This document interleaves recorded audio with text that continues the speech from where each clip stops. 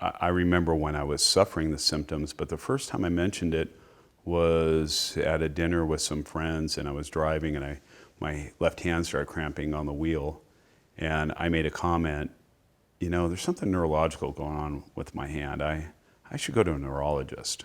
I don't even remember making that comment, but somebody that was in the car with me reminded me of that after I was diagnosed and said, don't you remember you were complaining about a neurological issue in your hand?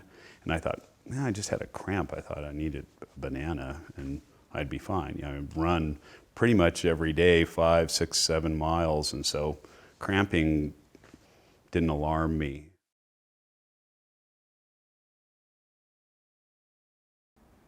But yeah, it all started when we were avid bowlers, bowling league every weekend. And he started noticing that he was having difficulty carrying his bowling ball, but just thought it was a pulled muscle. Didn't think of it for a while. But after going to the doctor, all the tests were negative, negative, negative, and they couldn't figure out what was wrong until we finally met with a neurologist. At the end of the day, he said, I believe that you have symptoms that are consistent with ALS, and we think that you should become a part of our clinic and start seeing our clinicians. And I looked at him and said, you have a crappy job. Is this what you do all day?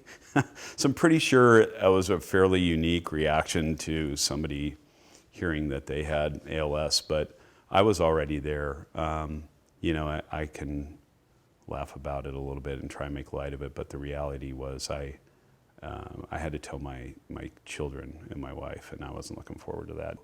There are a lot of things I can't do that I used to do. Pretty much everything that I did outdoors, racing,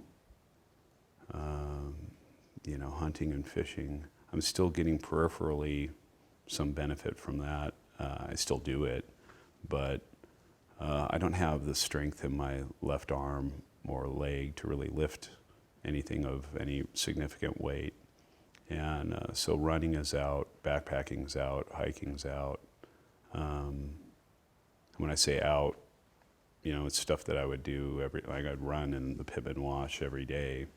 I haven't been in that wash, and I don't remember the last time I was there. It's been over a year.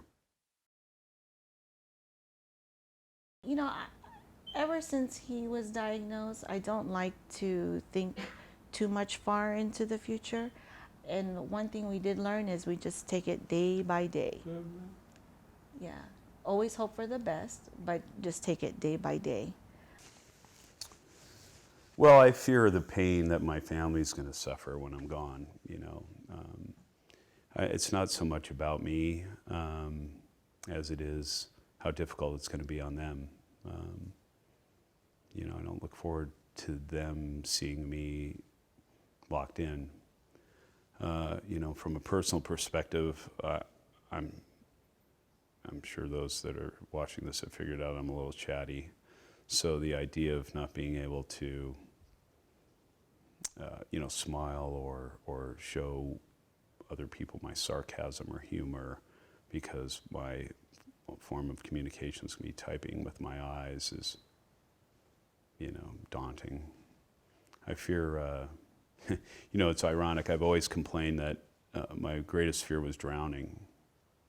I was always afraid of drowning, and I can swim great, and I swam all the time, and kayaks, and skied, and I don't have a fear of water. I have a fear of drowning, and I never thought that I'd have a disease where, I'm going to drown essentially without water. So I'm not too happy about that.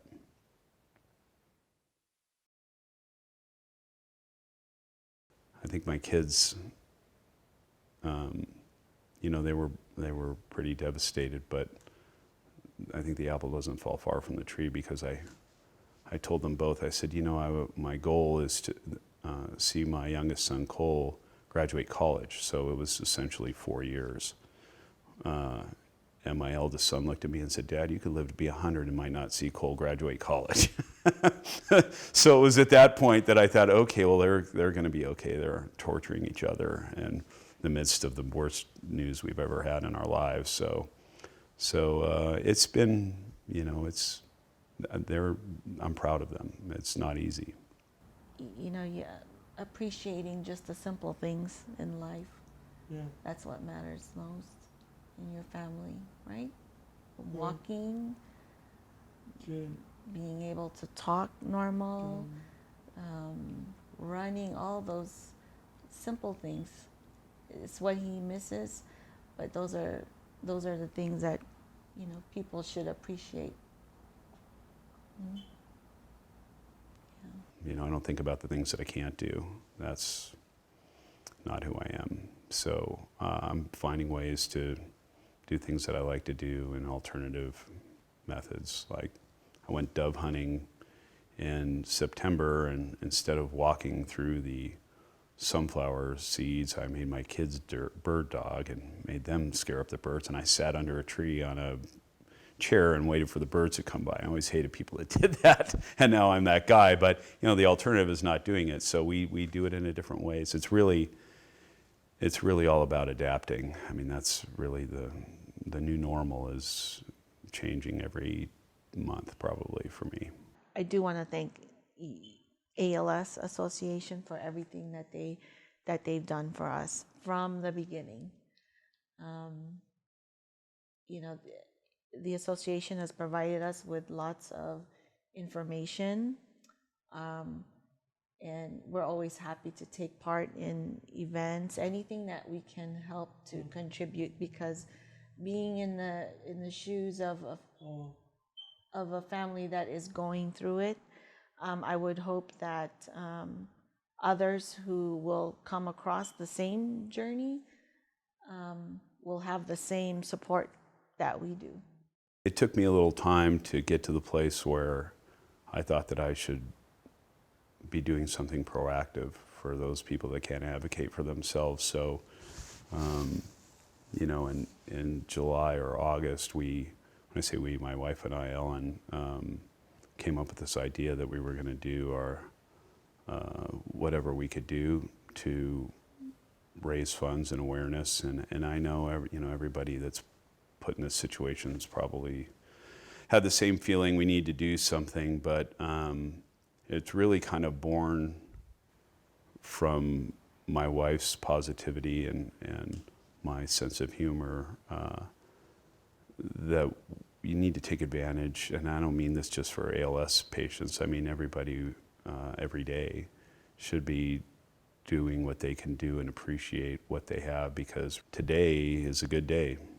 It's sunny out, and when we leave here, I'm going to be going outside. And I can still do that, and I will walk and take advantage of what I have left.